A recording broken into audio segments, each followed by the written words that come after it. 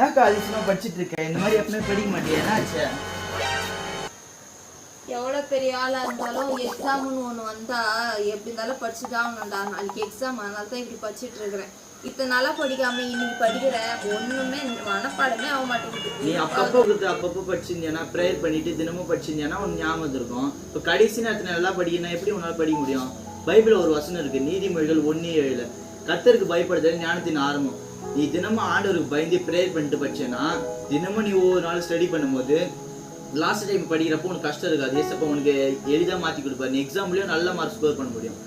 இந்த ட்ரிக்கை நீ தினமும் ட்ரை பண்ணிப்பாரு. நீ பைபிள் படிச்சேன்னா ஆண்டவர் நல்ல ஞானத்தை தருவார். அப்படியேடா சொல்ற? பைபிள் படிச்சா இது நல்லா படிச்சிட முடியுமா? நீ ட்ரை பண்ணி தான் பாரு. பார்க்குறேன். ஃபர்ஸ்ட் பைபிள் படிச்சுட்டு அதுக்கப்புறம் இதை படிச்சு பார்க்குறேன், என்ன நடக்குதுன்னு பார்க்குறேன்.